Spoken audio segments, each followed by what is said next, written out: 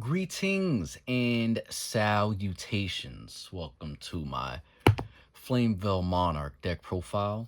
I've been workshopping this deck for about a month now, just trying to update it for our current Edison landscape, and I decided to, just make a little video documenting that.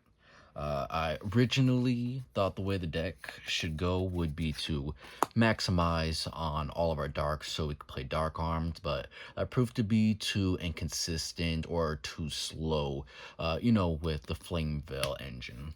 So we took out the dad and just tried to go for consistency. But another mainstay of the deck from back in, 2010 when I actually did top in Edison was our Gravekeeper engine. Over time, I became unhappy with it, especially because of always drawing this little asshole, or you'd open a hand with these three, or you would just mill, your spy targets. So I decided to just try taking out this engine this week, and I actually became a lot more happy with the deck. It became a lot more consistent because we were removing more bricks and, just trying to avoid as many bad hands as we can. So here is the profile. First, we have the 3 Flamvell Fire Dog, favorite card in the deck. Then we have the 3 Magician. Some people like 2, but I'm trying to see as many of our Flamevells as we can. And then for our other engine, we have 3 Hamster with the 3 Raikou. I bumped Hamster up to 3 just because we weren't playing the Spy engine, and it really worked out. You saw it pretty much every opening hand. And, sometimes you can have a dead Hamster, but that just meant that you saw Raikous and Hamsters already, so we're happy with that. We next have all of our big dark guys. We have the Triple Caius, the Sorcerer, and the Gores. I decided to max out on the 3 Caius just because we want to win games without seeing Rekindling. Well, we want to win the games where we don't see Rekindling as well. So 3 Caius is definitely the way to go. I've seen people go 2, but we definitely want to build the deck to play 3. And last, we just have a bunch of, just little weenie one-ofs to just keep the deck going. We have the Gale, of course, great one-of. Also, it brings more consistency to Mind Control. We have the Card Trooper. You don't have to wait a turn with him to mill. Spirit Reaper. If you get 2 Reaper pokes with Reaper, you're probably going to win the game. You just made your opponent -2, and it also just helps maintain board presence for synchroing and tributing. Then we have Morphing Jar for consistency, and it just helps you see your rekindlings faster. It sets up your graveyard faster with Flamebells. And, just a well-timed Morphing Jar is another card that can single-handedly win you the game when you go +3 off of it. And our last new addition is actually the Treeborn Frog. This guy really overperforms yesterday. It was so much better than I expected, just because, not only does it allow you to go for the Triple Caius more consistently, it also has good conversion for our Flamvell Magician as well, just it being a level 4 tuner. So it gives you access to both the caster more easily, the android as well. Notice they're both dark and light, so it helps go into, just makes Chaos Sorcerer more alive. And also the Treeborn helps you go into Mistworm as well, because, just 1 Fire Dog, 1 Magician, 1 Treeborn, there's your Mistworm. So it is 22 monsters. Next up, we have our spells. We have the 3 Rekindling. I've seen decks play 2. They are playing Flamevell wrong. And then we have the Mind Control, Brain Control, Heavy, MST, Standard.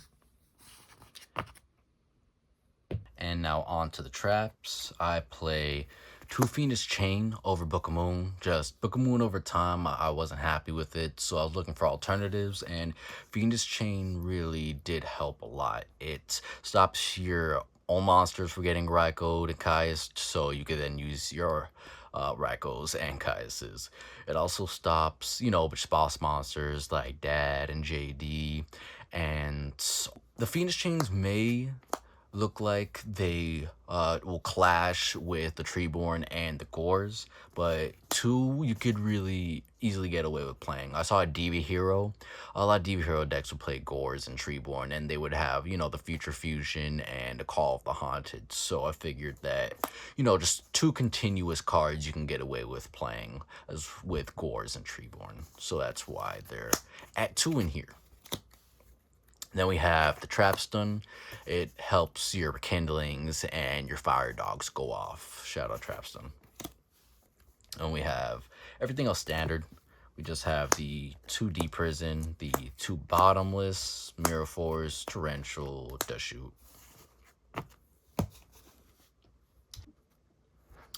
Next up, we have our extra deck. We have the 1 Chimera Tech. Thinking about playing 2, but 1's fine for now. We have the Catastor and Android for our level 5s. Originally playing the 1 Catastor, but after I put in the Treeborn, it definitely helps to play a second level 5. For the 6s, we have just the standard Brio Goyo. For the 7s, we have Black Rose, Herbellum, Armor Master. For the 8s, which this deck spams, we have the Double Stardust, Double Colossal, Thought Ruler, Red Dragon, and New Edition Mistform as well. Like I said, it's easy to go into it because of Treeborn.